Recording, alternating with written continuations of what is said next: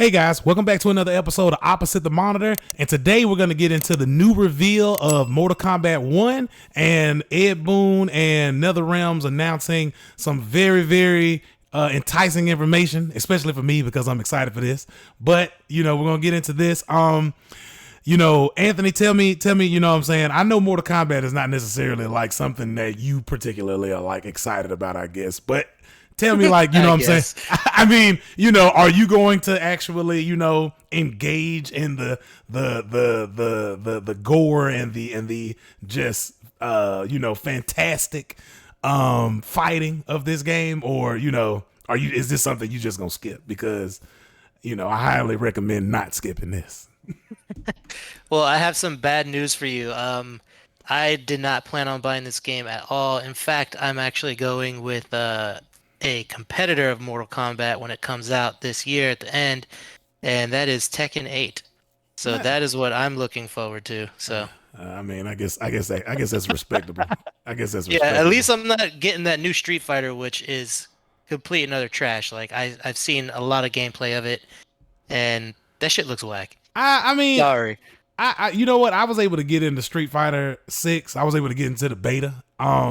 I actually, I think they released a demo too, so you could try it out. Yeah, they did. Yeah, I tried it out. I will say, I'm not a fan of the graphics. Don't look that good to me, but Yo, the whole painting thing when you get like a super armor hit and like on a counter, that is so out of place. Like it doesn't make sense to be in that game at all. Yeah, you know what I'm talking about, right? Yeah, because it's supposed to be kind of like a street art graffiti type of thing to play into like the Street Fighter. It's so out of place. It does not look right at all. It just looks weird. Yeah, I mean, me personally, I thought the fighting mechanics were great. The fighting mechanics were fun, and I mean, it's like you can't really. I mean, do bad on that. I mean, it's so. I mean, you can definitely. None of you've been doing it for decades, though, is what I'm saying. Well, they actually changed it up because they actually have two different type of systems in there now. So they kind of have like the old classic system in there, and then they actually have this new revamped system to kind of make it more accessible for people who don't play fighting games. So it's like they kind of made it to where it's like handicapped is what you're saying. Yeah, essentially, where you kind of just like play. You have to hit less buttons to perform more actions. Essentially, and perform your combos and your special moves, yeah. Exactly. But we're here for Mortal Kombat, and Mortal Kombat 1 looks amazing. So we got some more information. We actually got some Lin Kuei story elements in this new trailer, as well as new characters being announced. And we're gonna get into that. And man, it's just like, more like gameplay that was shown in this. Oh my God, bro. Like once they announced, so Smoke is one of the ones that they also announced. Bro, Smoke's combos look so good, bro. They look so nice, bro. Smoke is actually one of my second favorite characters in Mortal Kombat. Like Scorpion is my first favorite. Smoke is my second favorite. And then Kung Lao. And bro, like Smoke is just, they did him justice. They did him justice, and I like the fact that they kind of like they bring him into the fold because he's very he's very close with the Lin Kuei as well. But we get more story elements and stuff like that. And kind of like the gist of it is, I'll go over it right now in this article from Game Rant, is that they go on to say that you are recruited by Liu Kang to help defend Earthrealm from an impending threat.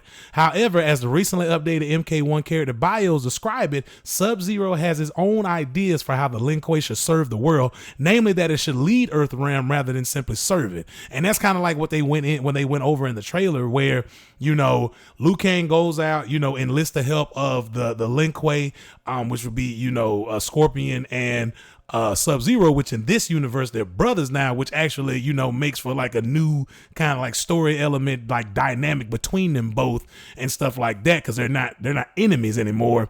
They're part of the same clan. And so Sub-Zero is kind of like being like like what's the purpose in, like, why would we be Earthrealm's defenders when we can be Earthrealm's leaders and stuff like that. And then throughout the trailer you see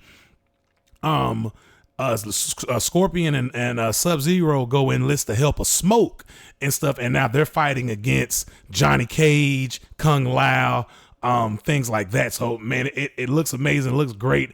I'm excited for it, man. I can't wait for this to come out. I've been checking, Best Buy's collector's editions for PS5 hasn't released yet. I got it on my wish list. I'm definitely getting that collector's edition.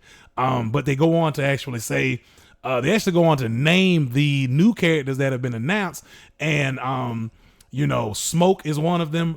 Rain is one of them. You do get to see Cyrax in here as a cameo character. Yeah, that's cool. Cyrax. Yeah, I remember that dude. Yeah, you get to see Cyrax in here as a cameo character. Sector is also in here. He's the red version of Cyrax.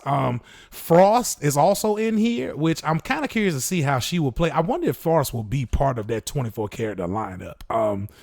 I know for a fact they gotta have Reptile in there. But I'm curious to see if Frost will also be part of that 24 character lineup. Because they do have characters that overlap between the actual lineup and the cameo character side. So I am curious to see if she will also be in there, because she also looks dope. They like kind of changed her whole aesthetic more.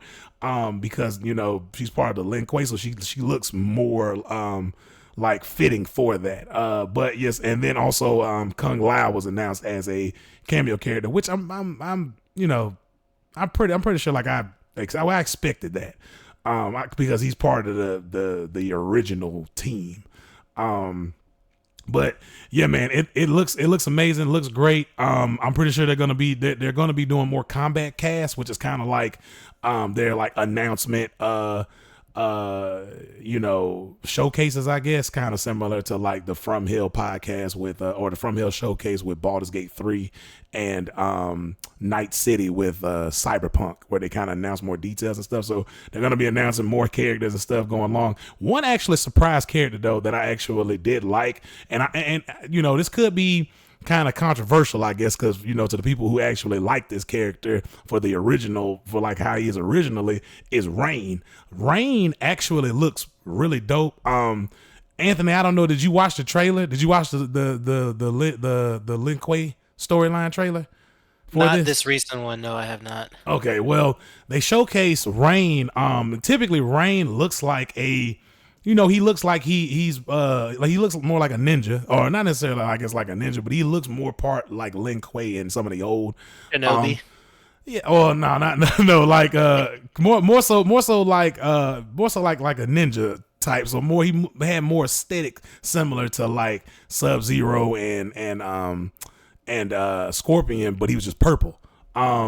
This one though looks like he has like a staff this time, so it's not necessarily like he uses some of the same type of martial arts as Scorpion and Sub-Zero and Frost, but he's actually a prince in this one. I can't remember if he's a prince in any other games, but he's a prince in this one, and he uses a staff that kind of showcases his rain ability and his martial arts. Well, using the staff, he has like he can be able to use rain to be able to teleport through, like to be able to teleport on screen and stuff like that. So I mean, like, that, like I kind of like that new aesthetic, and I like the fact of the staff now, because it kind of actually gives him a little bit more reach, different combo sets. It introduces a whole new fighting style for him in particular. So I'm excited for this game. Can't wait for this game, man.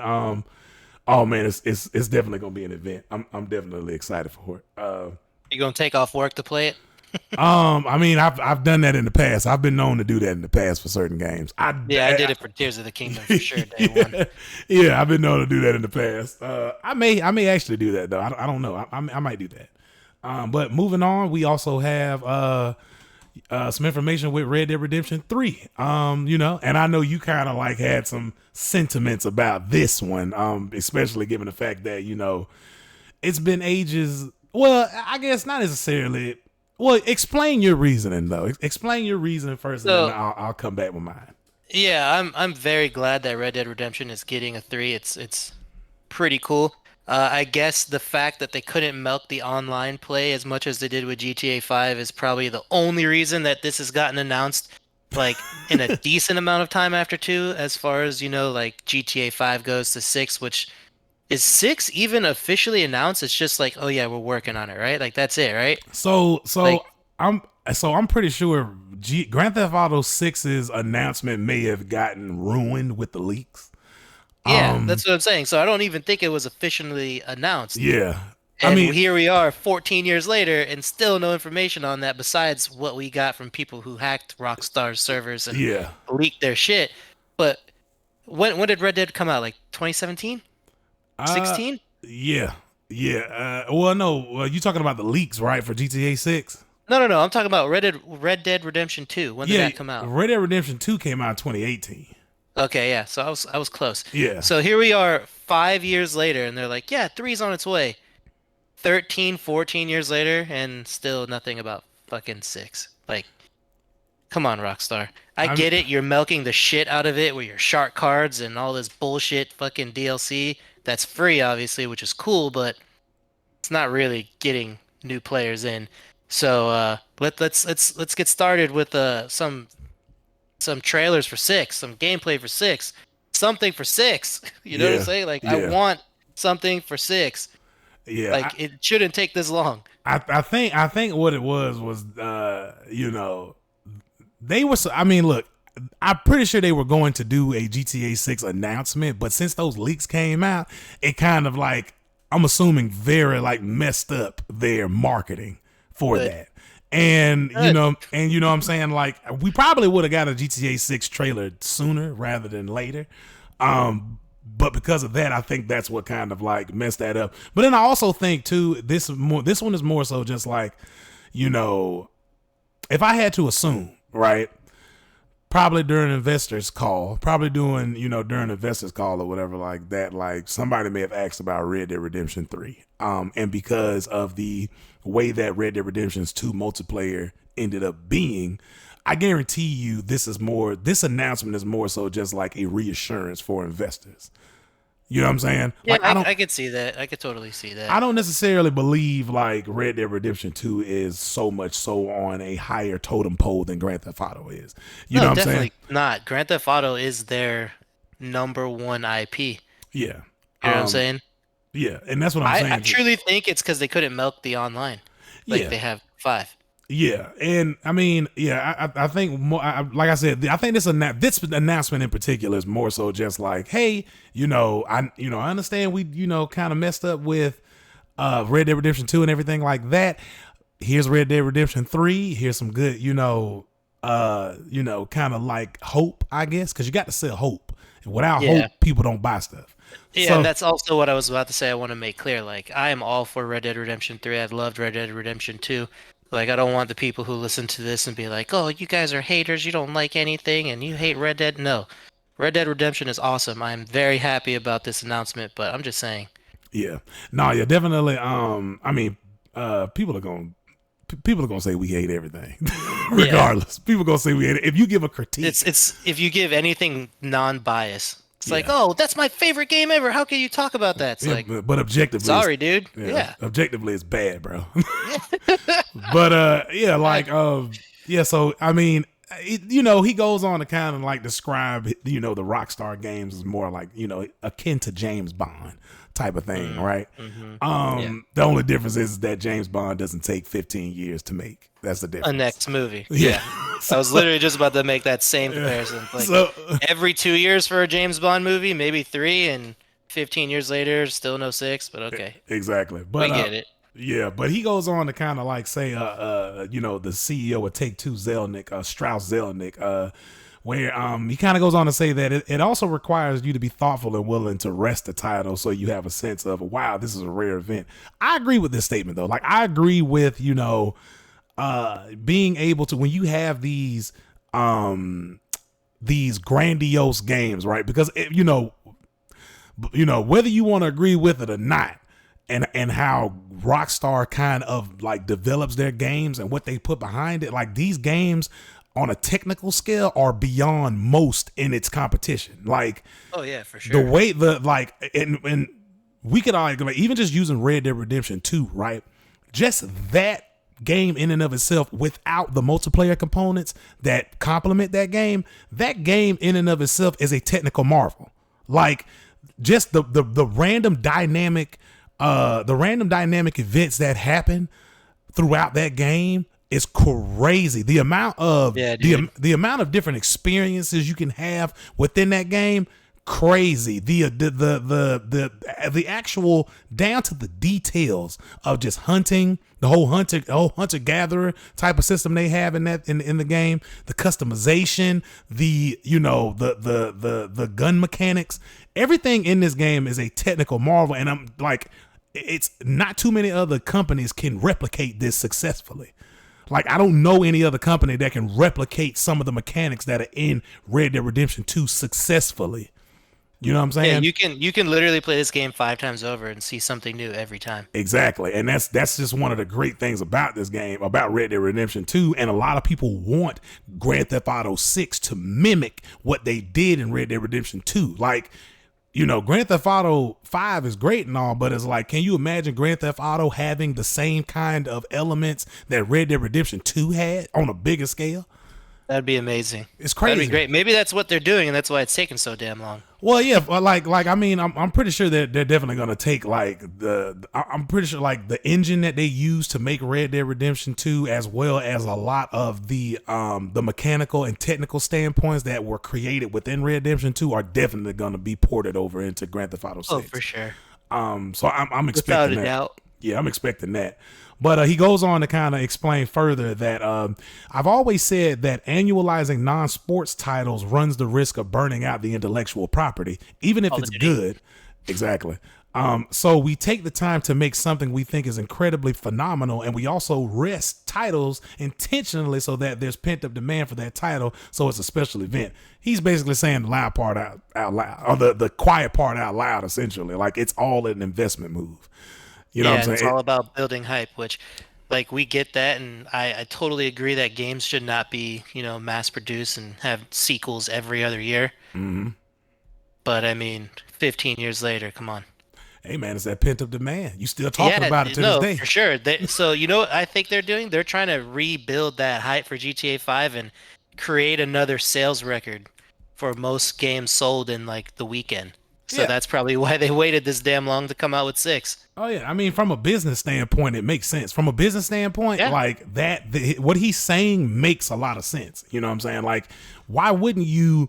If you owned Grand Theft Auto of the series itself, and you own Red Dead Redemption and everything like that, like, why would you put it out or rush it out when you know that people are going to buy? Like, Red Dead Redemption 2 had a sales record of like, was it 500 million or like close to like a billion? Was it like 800, 900 million in revenue that they made from just that game alone? You know what I'm saying? Like, that game sold like it was the highest selling game of that year. Oh and yeah, stuff for like sure. that. And so it's just like, it makes sense from a business standpoint. I get it. You know what I'm saying? But it's also, you're pissing off your fans in turn, though. I mean, but see, that's what I'm saying. It's like if nobody else can replicate this game to succession, who else are you having competition with? We clearly have no choice but to wait, but that doesn't mean we still can't get mad. Oh yeah, no, you can definitely be mad. All I'm saying is that Strauss-Zelnick doesn't care. This is like, you gonna buy it anyway. He definitely doesn't care. He only cares about his investors and how much return he gets. Yeah. Yeah, but I mean, that's typical CEO businessman. So you gonna buy it regardless. You know what I'm saying? Whether you hate it or not. I'm gonna buy 6 for sure. Yeah. Exactly. But it's either way, this is good news that you kind of like the people, the fans of Red Dead Redemption who got shortchanged on the multiplayer side.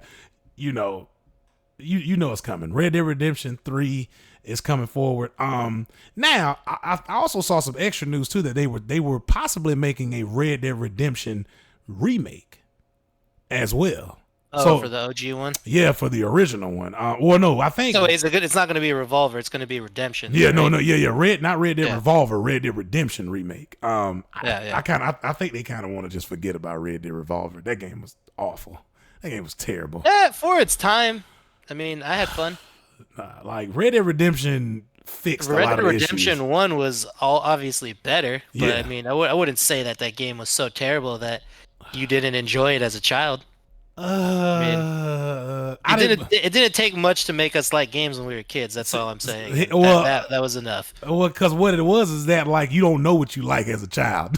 You don't know what you like as a Yeah, and kid. you're easily entertained. I will say I was entertained. There are plenty of games that I liked as a kid that are probably not the best now, but that's not gonna make me be like, oh, that game was fucking trash. Yeah, no, Like, no, I liked it at one point. I get that. I can relate to that because there are games that I played that are like that I look back on with the knowledge that I have now that are And you're like, why god did I awful. play that? God awful, bro. Like like my second game that I owned for Nintendo 64 was Glover.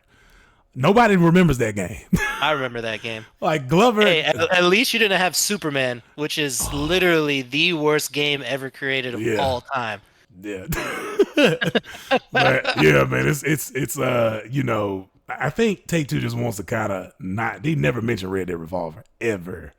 They never mention that game. So I mean, like Red Dead Redemption 2 is the most popular one, anyways, too. So it's so Red Dead Redemption is. I did hear that they're making like a remake for Red Dead Redemption, and then That'd be cool. yeah, and then I'm pretty sure they'll make a remake of it, and then they'll probably sell it as like a bundle with Red Dead Redemption Remake and Red Dead Redemption 2. They'll probably do like a like how Last of Us did The Last of Us Part 1 and stuff, and then you can kind of get like that bundled with The Last of Us Part 2 and stuff like that since it's on the same engine. So yeah, I feel like they might do that for like the PS5 because I'm sure they're gonna port over Red Dead Redemption 2 to PS5. Exactly. But you know what? Moving on. That's a great segue. Well, not necessarily a segue just yet, but moving on though, we Not do great have news either. Yeah, this isn't this is kind of more like sad news, man. So Beyond Good and Evil 2 creative director passes away suddenly. Beyond Good and Evil 2 creative director Emile Morel, I think that's how his name is pronounced, has passed away, and he was 40 years old. That's young. Yeah, that's young as hell. That's young, bro.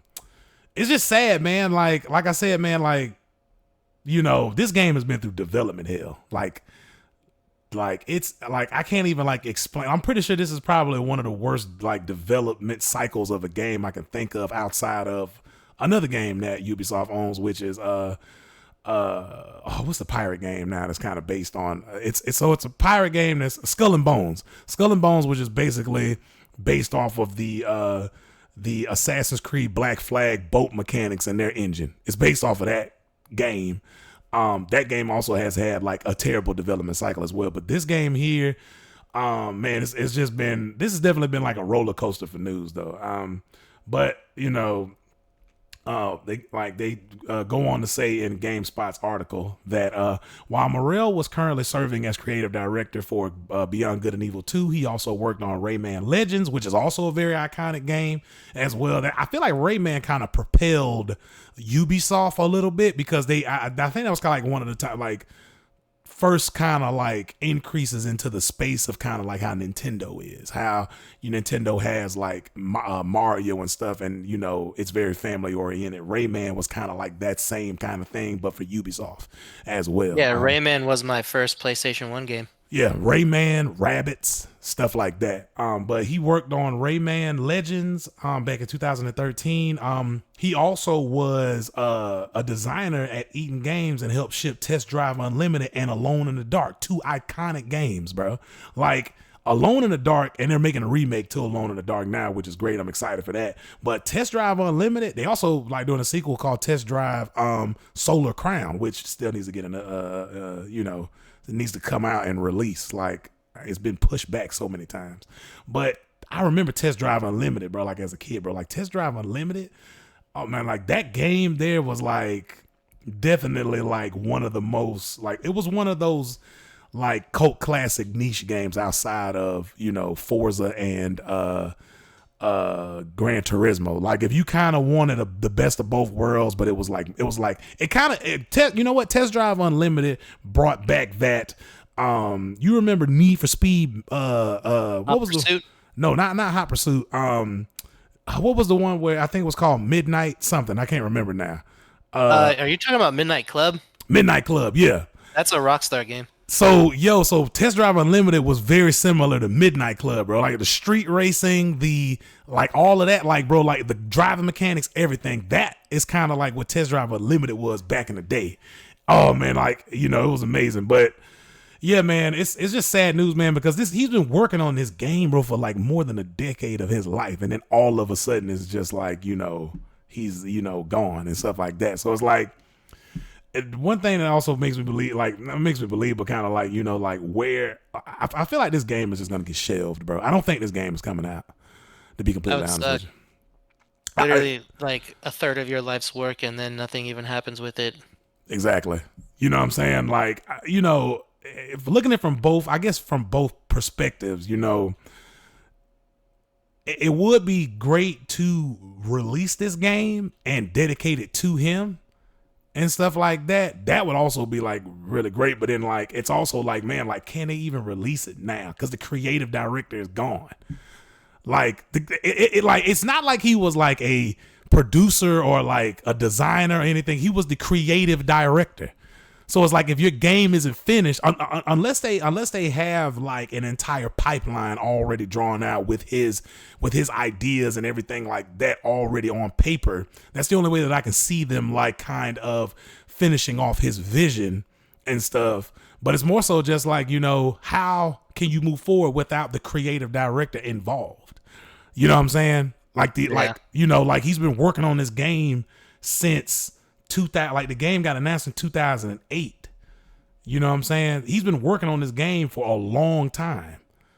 He got hired in 2009. Yeah, he got hired in 2009, but like I'm pretty sure they went through probably like 2 years of like pre-production, planning, things like that. I'm pretty sure development probably didn't start until like I probably want to say maybe 2012, I'll say, you know, if I had to guess. But this game's been in development. A long time. Yeah, the game's been in development for a long time, man. So I mean, it's sad news, man. It's crazy, but hopefully they can release this game, you know, dedicated to him, and we can get his, you know, full entire vision of this game released, man. And Ubisoft, like, this, don't drop the ball with this game, bro. Like, you know, if you're gonna release it, take your time releasing it. You know, I see they, you know, announced a bunch of like, you know, Assassin's Creed titles and stuff coming out. So I mean, they got that. They also got Prince of Persia. So they have a lot of stuff they can focus on, and just, you know, have this go on in the background, you know, and just, you know, make sure this game is great if you're going to release it, you know. But yeah, give the man some justice for what he did with his life making this game, you know? Exactly. Definitely. I agree. But moving on though. Oh man, there's been a petition. There's been a petition to remake The Last of Us Part 2 story. Has an embarrassing number of supporters. Yo, all the people that signed this, bro. See, this is where me and you are gonna have some kind of controversial takes on this. Me, because you like The Last of Us Part 2, and I despise. I do like The Last of Us Part 2, but obviously, like, I hate that Joel died. But I mean, it's a part of the story. It's how he wanted it to be. Just leave it alone. See, here's my thing. You're upset about the story of this game. Go ahead and make your own game and make your own story, and, you know, control that. Don't control someone else's like direction in how they want to take the story that they literally created out of nothing. I completely agree with you on that stance. See, all right, so here's the thing, right? And, you know, me personally, I already know that petitions don't really do anything. Like, they're not going back to remake. Also, we need to say spoiler warnings, by the way. We don't need to say spoiler warnings. I mean, yeah, I know the game's been out for a while, but there are a lot of people jumping. But there are a lot of people jumping into the games because of the show, so they don't even know what they're getting into or what even the games are about. So, in my opinion, I think they're going to be highly disappointed, and I have my reasonings by saying that too. So, sorry. So, my stance on it is that it's not the fact that Joel died. I was expecting Joel has to die eventually. You know what I'm saying? Mm-hmm. He can't just perpetually live on forever. Joel's getting old. Like in the game, Joel is significantly older than in the TV show. Joel is in the game is like 66 in the game. In The Last of Us Part 2. You know what I'm saying? So it's like, it's not the fact of like Joel dying is the where my disdain from the game comes from. It's how he died. You know what I'm saying? Like, Joel is arguably one of the most iconic video game characters that people know. Like people outside of video games and inside of video games culture know who Joel is. Yeah. From The Last of Us at this point. So it's like, and I'm pretty sure a lot of people will agree with this who dislike The Last of Us Part 2. That's just one of the biggest elements of it that they dislike, is that it's the way in which you chose to portray Joel dying, as well as the a lot of people bring up the agenda that Neil Druckmann had behind this, where it was just more so just like a very feminist centric agenda, where it's almost kind of like shitting on and putting down the male characters in the game. And this game released during a time that kind of ideology is like hyped and put on a pedestal. Like during the time this game released, you would see that in a lot of the TV shows you watch, a lot of the movies that you watch, even to this day. I'm pretty sure Universe. Yeah, I'm like, even to this day with like, or not even to this day, but like, this game came out around the time like Captain Marvel came out, bro. And it's like Captain Marvel was a shoehorn movie that that didn't really have any marketing behind it. It was just put right in between two of the most major events that happened, which was Endgame. It's to shoehorn her into Infinity War. Exactly. And that's what I'm saying. People are a lot of what I hear on, and Reddit threads, comment sections under this type of topic and stuff like that, even in the Last of Us like community and stuff, the Naughty Dog community and stuff, people disagree with the way that they chose to kill off Joel, as well as the whole like, okay, now you're going to play as his killer and we're going to make you like her, because that was the game, that was the sole purpose in even making Abby a playable character, in my opinion. Yeah, to humanize her. But I mean, you got to think about this. It's like when people seek revenge, it's for just reasons. It's not always just for stupid shit. And her father was killed. Well, who killed her? Joel. Well, see, if it makes sense to me. See, and my thing is though, is that like that's very surface level. And that's what a lot of people also get upset about when it's like that, like you're trying to be artistic and nuanced, and it's a very surface level, to the point, dumb kind of like way to kind of create a cycle of revenge. And like for instance, right? And I sit back and I think about this, and I sit back and I think about the different ways in which they could have handled this a lot better to make.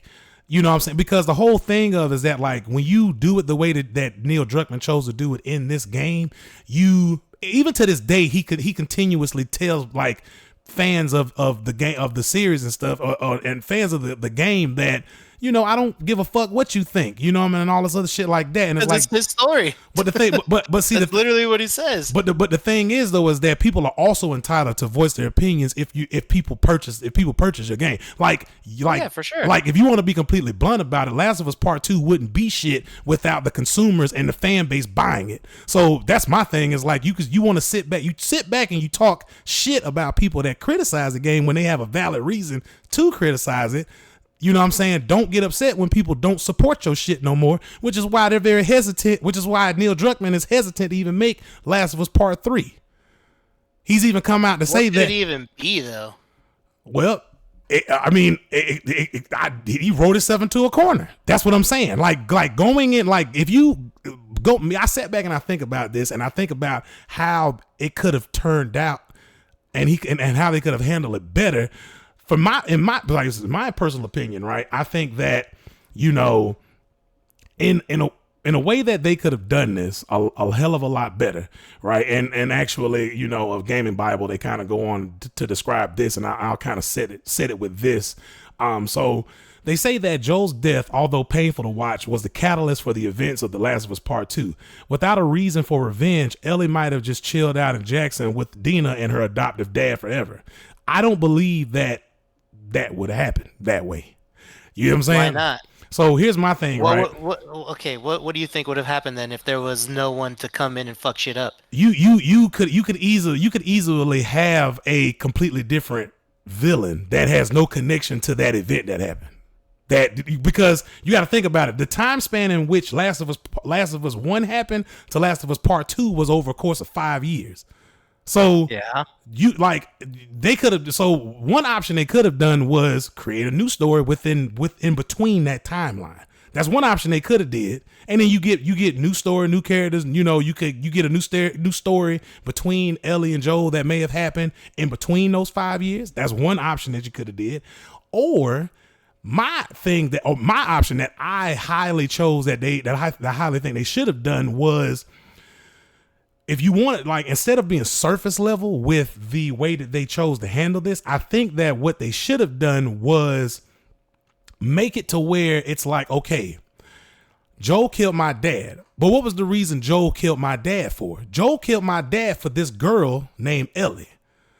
And so what you could have happened was that Abby has disdain for both Ellie and Joel, and Ellie is the root of it. So Abby could have had the motivation to be like, I'm going to completely destroy Ellie, and I'm going to take everything that you love from you, starting with Dina. So Dina could have been set up to be like, Dina's already set up to be the love interest for Ellie, right? You can kind of have like a Joker versus Batman type of scenario happen in this, where Joker literally is taking everything from you, or Joker and Bane. I mean, not Joker and Bane, Batman and Bane, Batman versus Bane, where Bane is taking everything that Batman like loves and like holds dear to him as a character. Same thing you could have did with Abby and Ellie, where Abby takes Dina, kills Dina in front of Ellie, and then you can also do a second part of destruction to Ellie. Do you know how much research would have to be done by Abby to do that? Like, you're literally trying to make Abby a legit supervillain in a post-apocalyptic time where there is no form of communication technology, no social media. So how would this person who doesn't even live in this city or live in this state even know who is good friends of Ellie and Joel and all that stuff? She knows Joel. That's the same reasoning that you can build up for how she was able to find Joel in the first place. It's been put like this, right? She remembers that her father died when she was a little girl, because they showed the flashback and you play as Abby in the flashback as a little girl, right? Yeah. How would somebody still be able to accomplish that same end goal over that course of time using your logic that you just brought up just now? Okay, so here's the thing. Joel didn't kill every single person that knew Joel was there. I understand that. That doesn't. So there you go, right there, with just knowing that Joel was the one who did this. But I'm just saying that's one thing easy to find out. Exactly. Now all you have to do is keep an ear out. Like, yeah, I get it, but there are people traveling, going from state to state, doing all this stuff, and they could be like, oh yeah, this guy Joel and Tommy, they run Jackson and all this stuff. Like, word would get around about settlements, because they're looking for settlements, they're looking for places to be, because of how shitty certain areas they are in are. Like Washington State, for instance, like exactly, really shitty with the Seraphites and all that stuff. So maybe they're thinking about getting out of there. Exactly, but what I'm saying is that applying that same logic, you can also divulge it down. You can also divulge it down to her finding out the whole reason and why Joel was there in the first place.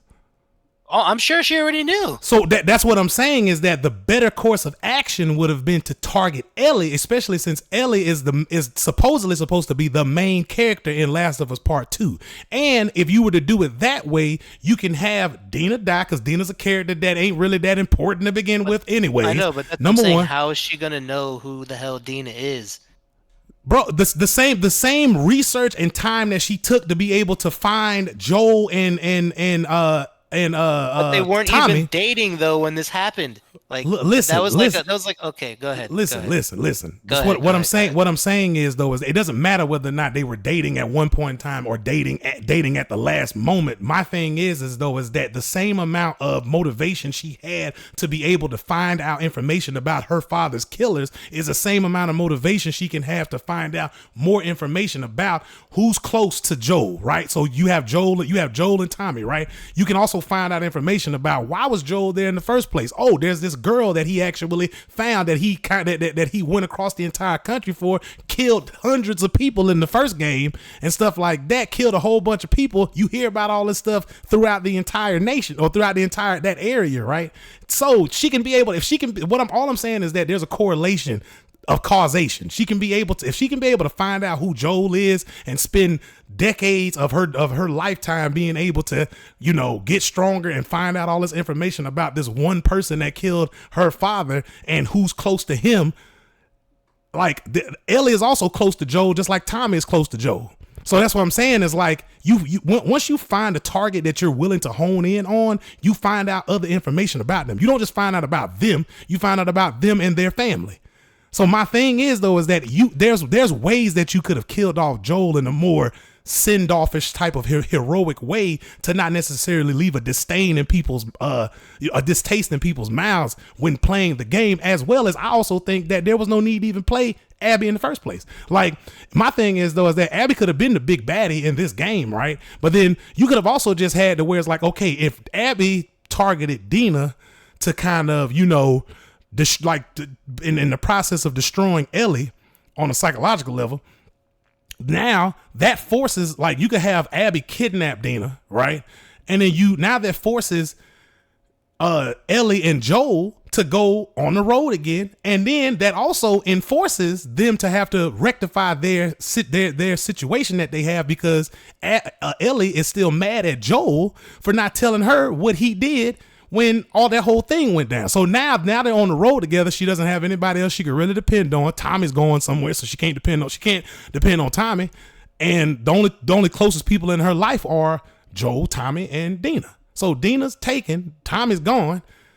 You know what I'm saying? Now she has to depend on Joel. So during that whole course of journey that they're going to go like pick up Dina or like try to get Dina back, now they have to rectify the static that they have between each other and stuff like that. And then that kind of unfolds, you know, the characters on a deeper level and try to get back to where they were and stuff like that. Like, and this is just me spitballing, bro. And it's like there are like the way that he chose to go, this is not the only end all be all. They could have had an alternative way to kind of pay homage to the character, as well as, you know, kill him off. And on top of that, you can still have Abby be the big baddie and then Ellie still be the main focus of the game, because instead of you playing as Joel the entire time like you did in the first game, or most of the time, you play as Ellie most of the time or the entire time of the game in the second one. And see, that's all I'm saying is that. Yeah, but I think Dina is like the worst character to be like, oh yeah, they got Dina. Let's go. Like, who the hell cares about? You're gonna make a whole game about some bitch we don't even know. You just said, she's basically a throwaway character as it is anyway. So you're gonna base a whole entire game on saving this person you don't know, don't care, don't even want to think about. Like, no, that's whack. No, see what I'm saying. The main reasoning in doing that is because that's Ellie's motivation. Not like, yes, we don't care about Dina as the, you know what I'm saying? Like she's a character that you just find about in the second game. Just like Abby's the character you just find about in the second game. Just like the Asian guy that they kind of did a face swap, which we'll go into in the rest of this article. The bad advertisement that they had for this game. You know what I'm saying? Where, you know, they swapped out face models and used it. You know what I'm saying? Like we don't know anything about this random ass Asian dude. You know what I'm saying? But he was a prominent character in the story. So all I'm saying is though, is that like a lot of people like to defend the decision that Neil Druckmann made from he's a creator standpoint, but you could just be a creator standpoint and, you know, still make a shit piece of art. You know what I'm saying? And on top of that, people also forget that The Last of Us, the original game, it wasn't just Neil Druckmann that helped make that game. He was a co-creator in the first game, which is why The Last of Us Part 1 is such a great It's such a great game, because it wasn't just his mindset targeted on the game. It was, he had to make creative decisions with somebody else. So what that also additionally tells me is that I can't remember the other co-creator of The Last of Us Part 1, but what that tells me though is that Neil Druckmann is not as creative and artistic as people would like to see him be, because he made it like this. If he had a heavy hand in how The Last of Us Part 1 was made, then The Last of Us Part 2 would have still been in the same vein or the same kind of, it wouldn't have divided the fan base as it did. And all I'm saying is though is that there's an alternative way to be able to do it. There's in my opinion, a better way to do it than what they portrayed in the game. That's all I'm saying. But we go on, they go on to kind of talk about too, some of the people that kind of like, voice their opinions in this petition, where it's, The Last of Us Part 2 delivered excellent gameplay, great graphics, mechanics, phenomenal gunplay. I agree. Like, the gunplay, the gameplay, everything was amazing. Graphics was great. However, the storyline was an absolute mess. The campaign's creator wrote, they killed off our favorite character and forced us to use the character that killed off Joel, and we were supposed to connect to Abby throughout the half of the game, and the main character isn't even Ellie. I mean, like, some of that I agree with. I'm not like necessarily like super upset about Joel dying, but it's like, yeah, like the main character isn't even the character that we already have a connection with, which is Ellie. You play as Ellie half of the time and you play as Abby half of the time. That's not a good creative decision to make. They go on to say that when we want Naughty Dog to remake the game with scenes they provided at every trailer with Joel and not rudely model swap him from flashbacks. That also was like false advertisement. You know what I'm saying? It's like, oh yeah, we're gonna. I don't know. You know what happens with fan servicing though? You get an even bigger pile of shit. Look at the fucking Star Wars movies that just came out, bro. That I've not seen that. That was pure fan servicing, garbage, bullshit. Those movies fucking suck. I wouldn't leave it how it is. Fans think they know better. They don't. I wouldn't say. That's all I gotta say. I wouldn't say fan servicing. Remake the game to ease some people's fucking feelings about how they feel about this game. Fuck off. What I'm saying. You don't like the game, then fuck off. What I'm saying is that's simple. You see this is what I'm saying, right?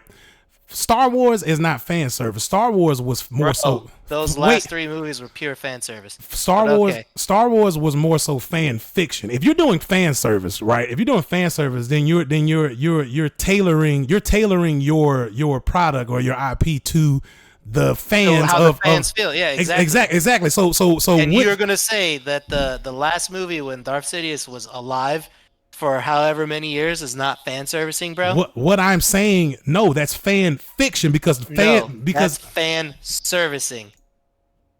Hey guys, we're back. We kind of had like a good going back and forth with it, but we're as you can tell, we're passionate about what I'm saying, this this topic, this subject. But going back to it, man, it seems like just like a lot of people were just upset with this decision, and a lot of people, like 55,000 signatures under a month for this petition, it's a lot of people. And it just seems that there could have been ways that, they could have changed and altered the game storyline to be a better type of product than what they did. I'm pretty sure Anthony can agree with it now. You know what I'm saying? What do you think? Only the ending. Okay. He's not going to buck on the rest of it though. But I mean, yes, the ending, definitely did not pay off at all. No, it was a huge waste of time. Should have killed her. Yeah, but you know what I'm saying? Obviously petitions don't really mean shit. You know what I'm saying? Don't really mean anything. They're not going back to change the entire game. That's one thing me and you can agree on. They're not going back. That's not going to happen ever. No. They don't even really want to make Last of Us Part 3. Okay? They don't even really want to do that. And this also brings up questions that, if you know the storyline, the plot line for Last of Us Part 2, how is that going to work with the TV show? Because TV is completely different than video games, right? Like with a video game, like you can easily just kill off somebody and then bring somebody else in new. With TV, there's a face attached to shows all the time. And it's like you always have that one person who's a draw for the TV show, which is in this case Pedro Pascal. You know what I'm saying? So it's like, I was also wondering that too. Like, are they going to do something to fill in for the time skip and then like later on do like Last of Us Part 2 and like maybe season 3 or 4?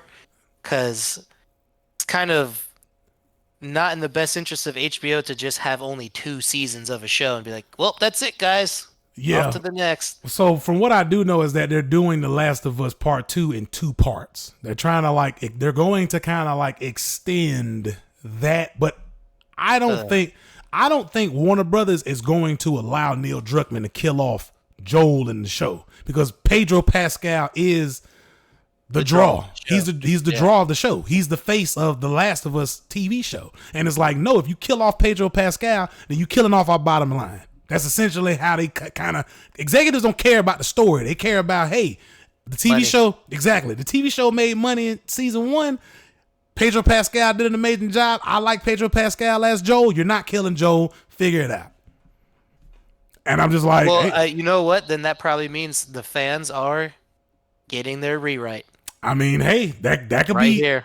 That could be great. That could be, Warner Brothers could be, the savior in the franchise, essentially. they could be the ones saving the franchise from the free fall that they're currently in now. But that's just our opinions. Obviously this is what this channel is about. It's about introducing different opinions. It's about having the conversation and what I'm saying, coming up with good talking points basically. But what I'm saying, hopefully things change, but it's just crazy that this petition, man, it's it's just wild. Like I think it's kind of funny. There's a lot of people that just dislike the story. But I will say this: we were told that it was not going to be something that we would like from the beginning by Druckmann himself. Yeah. So yeah, maybe that's what gives me like the little, leeway to him. Like I get it. I didn't like the fact that Joe got killed off. I mean, who did? But we were warned. So, but you call it subverting. I call it his own take on the show and his story. I mean, like, look, there's a one way of being like, I dislike this to I completely hate this and you need to redo it. like, you know what I'm saying? But hey, man, that's just Which one are you? Are you in the hate this and needs to be completely redone? Oh, I mean, realistically, it's not going to be redone, but I am in the camp of like, no, this story is terrible. This story is awful, god awful. Man, it's probably some of the bad. It's probably some of the worst storytelling I think I ain't gonna say the worst storytelling I've seen, but man, it's like on the level of I compare it to a CW TV show. That's what it's comparatively. It's like The Flash. Like comparatively, damn. bro, it's that bad. But god damn, The Flash and Green Arrow and all them fucking TV shows suck. I mean, Green Arrow started out really good, but The Flash is terrible though. And Superman and Lois, that TV show's god awful too. But moving on though. We got some more information about PlayStation reportedly looking for partners in Korea. This is actually, pretty interesting because, they're doing some more acquisitions. But according to MTN Korea, Sony is pursuing business alliances and collaborations with them. In particular, Pearl Abyss, which is about to release Red Desert, which I think is like a DLC for their MMO that they have. But it's interesting though that Pearl Abyss is actually coming out with a new game called Doki V. And it's very like I want to say Pokemon / Digimon-esque type of thing mixed in with like Grand Theft Auto a little bit. It's actually really interesting, really dope. I gotta, I don't think, have you ever heard of Doki V before? I'm pretty sure you haven't. Never. Okay, I gotta show you the trailer though. I think you're gonna like it. But Doki V is like probably one of the games I'm excited for from Pearl Abyss.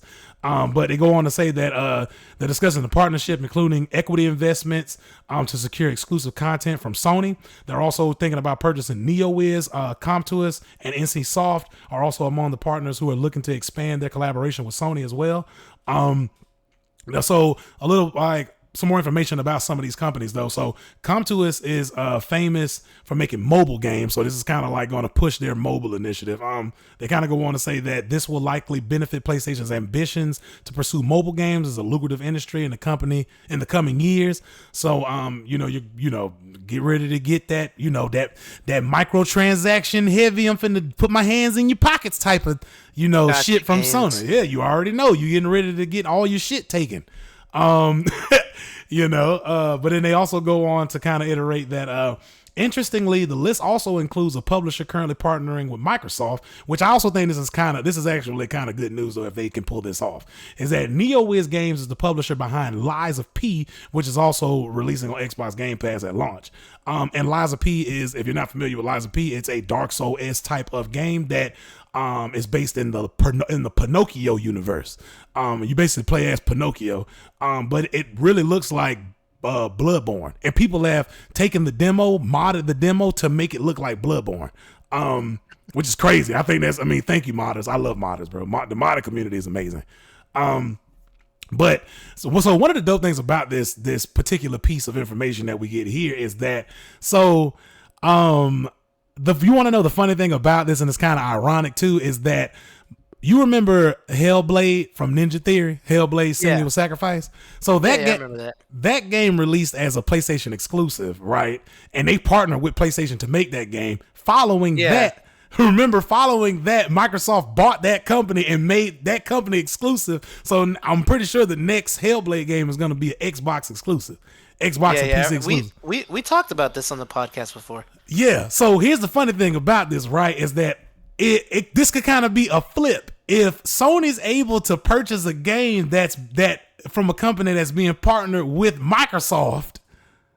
That company, giving it right back to him. Giving it right back to him. So then you'll get hey, and the other great thing is that since they like making Dark Souls games, you may, if they were able to purchase NeoWiz, you may get that Bloodborne sequel that people have been clamoring for. People have been wanting Bloodborne 2, and Sony, FromSoft have just been like, no, we're not doing it yet.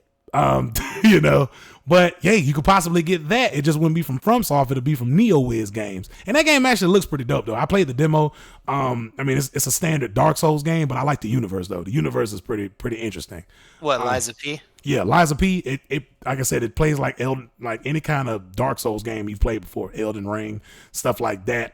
It's just Pinocchio, but the story elements are pretty dope. I like the story behind it. It's kind of a new take on that old childhood story. Yeah, it kind of reminds me of what they did with Alice in Wonderland. Yeah, those two games. Yep. So I'm excited for it. I'm not too fond of like acquisitions and monopolization and stuff like that, but sometimes it does do good things for a game community in general. So, I don't know. I'm not gonna say I'm excited for it, but I mean, it would be a plus if they were to get NeoWiz games, and we can possibly get like a Bloodborne 2 out of the situation. But moving on though, we have some new information about Witchfire. So if you're not too familiar with Witchfire is like a first person kind of like Doom-esque type of shooter. It also kind of incorporates kind of like some fantasy elements in there as well. But apparently the developers say that they're gonna do console release as well. This was one of the games that I had on my wish list because I thought it was interesting as well. But they kind of like went into that same Epic Game Store exclusivity that we like to talk about on here. So early access is going to be Epic Game Store exclusive only, and then they'll possibly release it on other platform, other launchers like maybe Steam and stuff like that, probably GOG later on. Also coming to PlayStation 5 and Xbox Series as well. They put out a tweet here with a little bit more information, and I actually have the entire tweet right here. Took a screenshot of it. But they kind of go in and said, the 3 most asked Witchfire questions answered. Platforms, early access starts September 20th, exclusive to Epic Game Store. After that, we will do other platforms, be it PC or consoles. Customizable HUD, UI like FOV sliders, centered crosshair or option to hide damage numbers. Yes. Does the game still have that horror atmosphere present in the 2017 trailer? Yes, it's still a dark fantasy shooter with the emphasis on dark. You will learn to fear things, and 77 days before the release of it, man. So I mean, I'm excited for this game. Have you ever heard of Witchfire before? I don't think you have before. No, I definitely have not. All right, I gotta show you some information. I think you're gonna like it, though. If you're into first person shooters, and this is more like story driven, linear type of game too, as well. So I know you like story based games, or you like more linear games. So I mean, I'll definitely put you on game with this one. No pun intended. Yeah, for sure. All right. So moving on, we got some more information about EA. And their new, game minus FIFA, their new football game called EA Sports FCs. Some release dates leak, possibly a September, slot, which, wouldn't be surprising that, since they don't have FIFA anymore, they would just, take the game they were making for FIFA and kind of, change up the characters and, the design and stuff like that and just put it into that slot. So I wonder how this is going to go, since are they able to still use professional players' names? No, right? No. That's Yeah. all part of FIFA. So Yeah, that that's what I thought. So who the hell is going to care about a random football game that you can't play as your favorite team or your favorite character or your favorite athlete, I should say.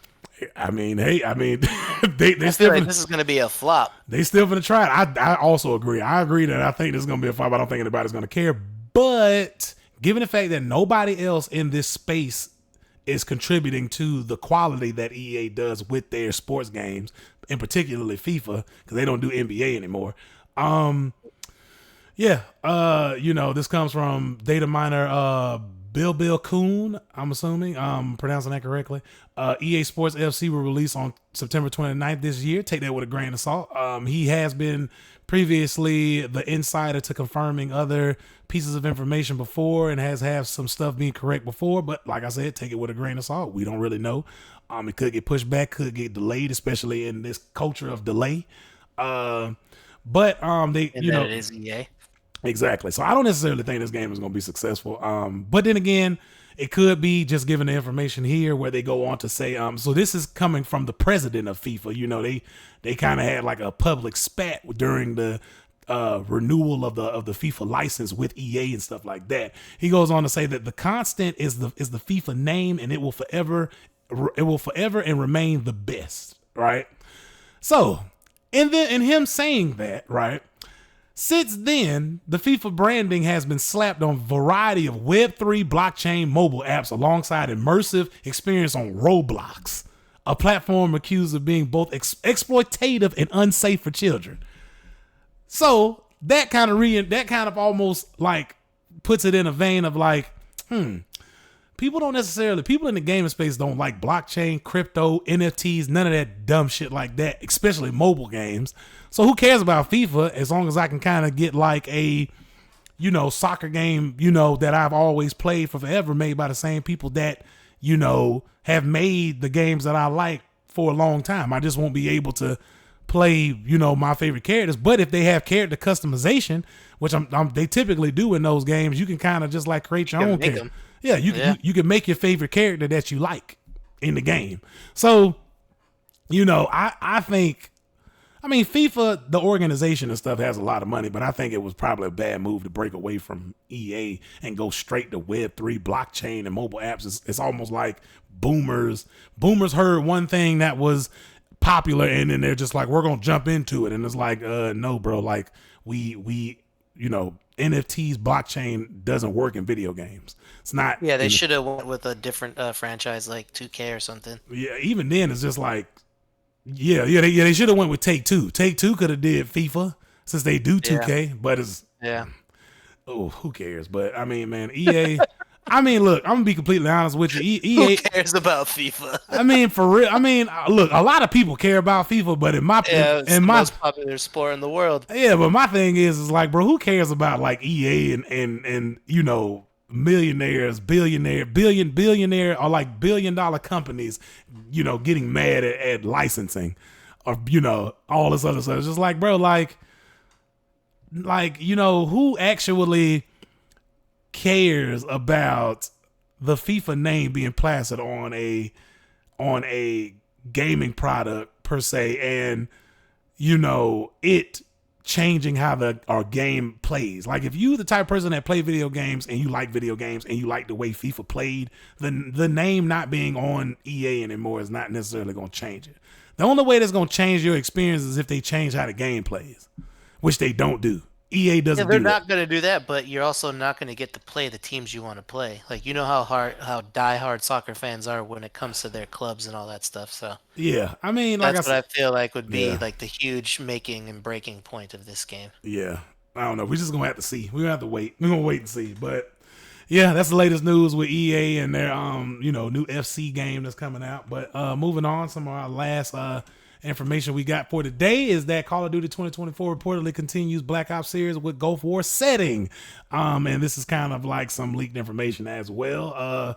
But this information was obviously data mined. But moving on, though, we kind of got like some information where they say, which is kind of more important that I wanted to point out too, is that Treyarch will also utilize the new Call of Duty engine for the first time. This engine will be used across all future titles to allow for seamless integration into Warzone 2.0 Battle Royale. So that's one of the dope things that I like. What I wanted to point out was that like you can expect if you're still in the Call of Duty. Me personally, I'm giving up on the franchise after Modern Warfare 2. I just feel like it just goes like it has a short lifespan for me in the current age because of the monetization, and we also showed you that patent that they have to where if you purchase a game through their store, it actually increases the effectiveness of that purchasable item within real time. Yeah, legit admitting to pay to win. Exactly. And so I'm just over Call of Duty at this point. But for the people who still want to linger in that space and play Call of Duty, at least Black Ops is going to get that same graphical enhancement that you got in Modern Warfare 2. And I'm pretty sure in Modern Warfare, because Call of Duty Black Ops Cold War was still using the old engine, and you could tell the graphics look comparatively to Modern Warfare look bad. They didn't look good at all. And so that's kind of like a good upside to that though, man. But yeah, we just wanted to point that out. Hey, you'll be getting a new Call of Duty with a new engine next year, as well as they're also going to be limited to multiplayer mode versus 6v6, and the TTK is going to be a lot longer, just like Black Ops 4. So if you're not a fan of Black Ops 4's TTK, then this game's definitely not going to be for you, because TTK in Modern Warfare 2 was pretty short compared to Black Ops. One thing I did like about Call of Duty Cold War though was that I like the health bars. I like to see the progress that I'm making when I'm shooting somebody, when I'm killing them. So that's one good thing, I guess, though, man. But you have anything else on this, Anthony? No, I mean, so much for not getting a Call of Duty every single year. But yeah. That's great. But that's it for today, guys, man. Thank you guys for tuning in to another episode of Opposite the Monitor, man. We kind of give you some heated takes on some of the most popular events and gaming topics that have happened in the past week, man. So make sure you subscribe to the channel, like the video if you enjoyed the content today, man. And what else do they need to do, Anthony? Ring that motherfucking bell. Ring that bell so you never miss a video. Thank you guys for tuning in.